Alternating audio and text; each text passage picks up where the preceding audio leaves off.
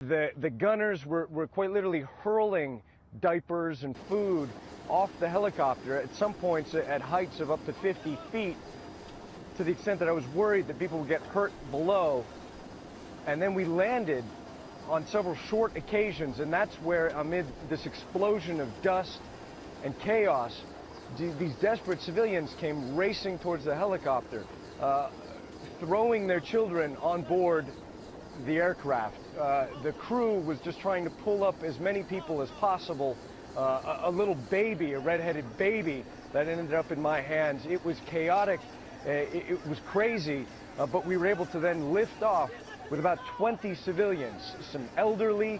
Some of these people had scratches, had wounds that were clearly getting infected. The crowd on board the helicopter burst into tears, as did some of the Peshmerga fighters who were on board there trying to help them. Just the relief was palpable.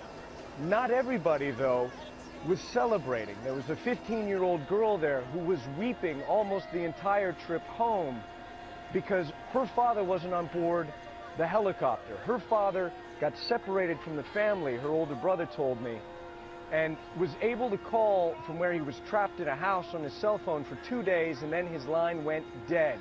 So Aziza was crying, this 15-year-old girl, "Where's my father?" for much of the flight back home.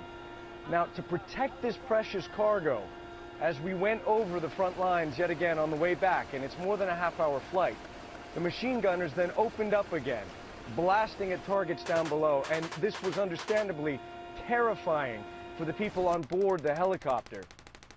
The kids were crying, the women were screaming, but this is the only defense that the helicopter has from the ISIS militants down below.